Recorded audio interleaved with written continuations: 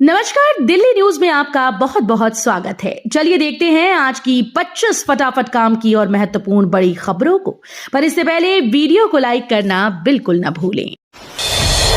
भारत पाक जंग के बीच IPL suspend.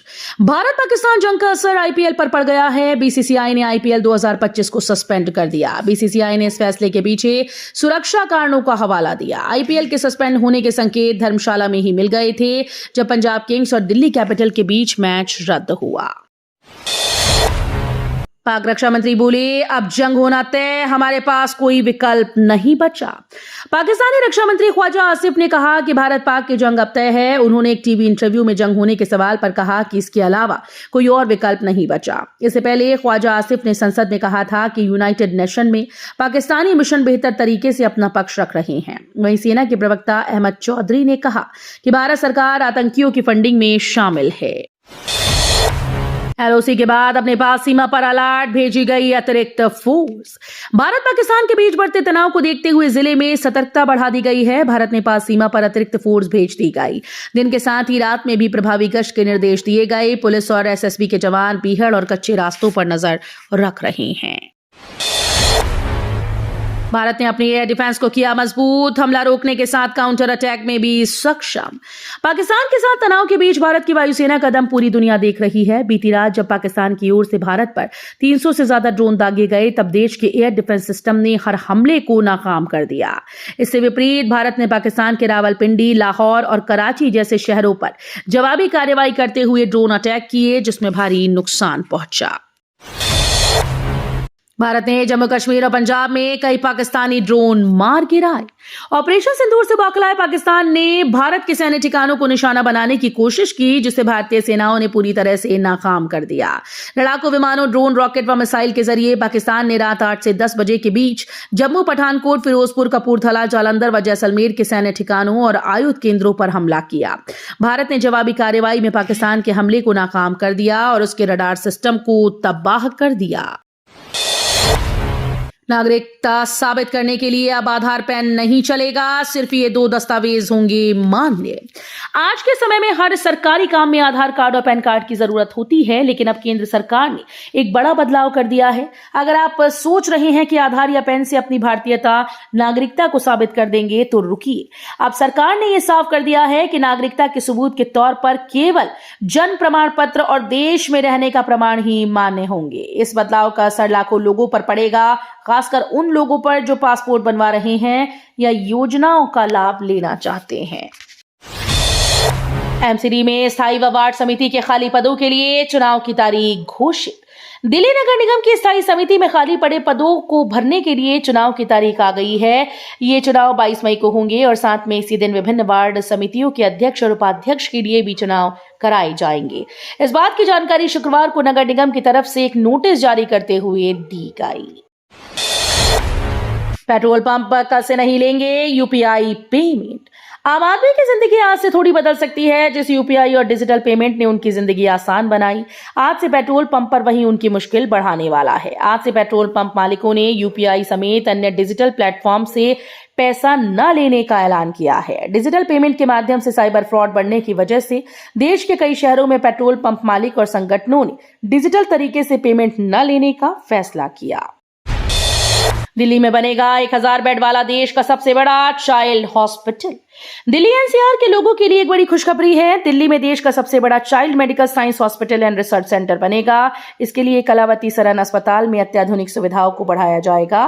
केंद्र सरकार की ओर से इसके लिए 500 करोड़ रुपए का बजट भी जारी कर दिया गया।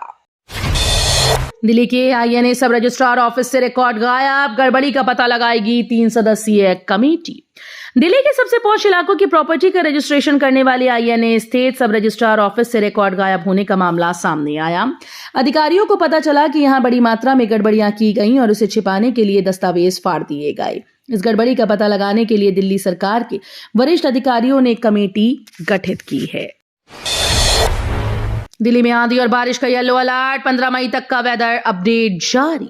दिल्ली के साथ ही एनसीआर के इलाकों में अगले 24 घंटे के दौरान आंधी बारिश लोगों की मुश्किलें बढ़ा सकती है। मौसम विभाग ने अगले 24 घंटे के दौरान दिल्ली के साथ ही एनसीआर के इलाकों में आंशिक रूप से बादल छाए रहने और तेज हवाओं के साथ कुछ स्थानों पर गरज चमक के साथ हल्की बारिश का येलो अलर्ट जारी किया है।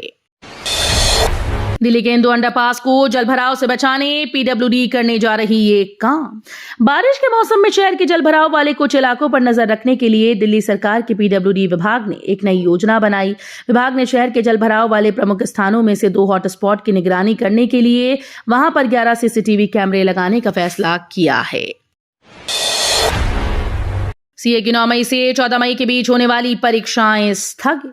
भारत और पाकिस्तान के बीच बढ़ते तनाव व सुरक्षा कारणों को देखते हुए Indian institute of chartered accountants of India ने 9 मई से 14 मई के बीच होने वाली इंटरमीडिएट व फाइनल परीक्षाओं को स्थगित कर दिया। परीक्षा की नई तिथियां जल्द ही जारी कर दी जाएंगी। सफदरजंग में डॉक्टर्स की छुट्टियां रद्द, दूसरे अस्पताल भी दे सकते हैं आदेश। भारत पाकिस्तान के बीच बढ़ रहे तनाव के बीच सफदरजंग अस्पताल ने डॉक्टर्स की छुट्टियां रद्द कर दी। वहीं अन्य अस्पताल भी जल्द ही ऐसे आदेश जारी कर सकते हैं। वर्धमान महावीर मेडिकल कॉलेज व सफदरजंग अस्पताल की प्राचार्य गीतिका खन्ना की ओर से जारी आदेश में कहा गया कि मौजूदा हालात को देखते हुए सभी संकाय की छुट्टियां रद्द कर दी गई हैं। पटियाला हाउस कोर्ट में तहव्वुर राणा की पेशी, 6 जून तक बढ़ी न्यायिक हिरासत। 26/11 मुंबई हमले के कथित मास्टरमाइंड और आरोपी तहव्वुर राणा को शुक्रवार को पटियाला हाउस कोर्ट में पेश किया गया। कोर्ट ने 6 जून 2025 तक न्यायिक हिरासत में बढ़ाई है। इसके बाद तहव्वुर राणा को तिहाड़ भेजा गया। राणा को हाल ही में अमेरिका से प्रत्यर्पित कर भारत लाया गया था। कोर्ट ने अपने आदेश में एनआईए को निर्देश दिया कि राणा की हर 24 घंटे में मेडिकल जांच की जाए और उसे हर दूसरे दिन अपने वकील से मिलने की अनुमति दी जाए। दिल्ली एयरपोर्ट पर 138 घरेलू और अंतर्राष्ट्रीय उड़ानें रद्द, देश भर में 27 हवाई अड्डे बंद। भारत और पाकिस्तान के बीच बढ़ते तनाव के मद्देनजर दिल्ली एयरपोर्ट पर शुक्रवार को 138 घरेलू और अंतर्राष्ट्रीय उड़ानें रद्द कर दी गईं। सूत्रों के मुताबिक शुक्रवार को विभिन्न एयरलाइंस ने दिल्ली हवाई अड्डे से आने जाने वाली 138 उड़ानें रद्द की। हवाई अड्डों पर भी सुरक्षा उपाय बढ़ा दिए गए। दिल्ली पुलिस ने चलाया ऑपरेशन फेस वॉश अभियान, तेज हो गई धरपकड़। दिल्ली पुलिस ने शुक्रवार को बताया कि घुसपैठियों के खिलाफ जांच अभियान के बाद 3 कथित अवैध बांग्लादेशी प्रवासियों को पकड़ा गया। उनके कब्जे से 4 स्मार्टफोन बरामद किए, जिनमें प्रतिबंधित IMO ऐप इंस्टॉल था, जिसका प्रयोग वे बांग्लादेश में अपने परिवारों से बातचीत के लिए कर रहे थे। जिले में वर्तमान में ऑपरेशन फेस वॉश नामक एक विशेष अभियान चलाया जा रहा है, जिसका उद्देश्य अवैध बांग्लादेशी प्रवासियों की पहचान कर उनके खिलाफ कार्रवाई करना है। दिल्ली के ITO में 7 मिनट तक बजा सायरन, आपात स्थिति में सुरक्षित रहने के दिए गए मंत्र। राजधानी दिल्ली के ITO क्षेत्र में शुक्रवार दोपहर 3 बजे सायरन बजा। सायरन करीब 7 मिनट तक बजा। इस दौरान सिविल डिफेंस कार्यकर्ताओं द्वारा बताया गया कि आपात स्थिति में खुद को कैसे सुरक्षित रखें। इसके पहले डीएम ने एडवाइजरी जारी करते हुए लोगों से अपील की थी कि घबराना नहीं है, ये सिर्फ हवाई हमले से बचाव के लिए टेस्ट किया जा रहा है। जुमे की नमाज के बाद लगे पाकिस्तान मुर्दाबाद के नारे, नमाजियों ने जलाया पाक पीएम का पुतला।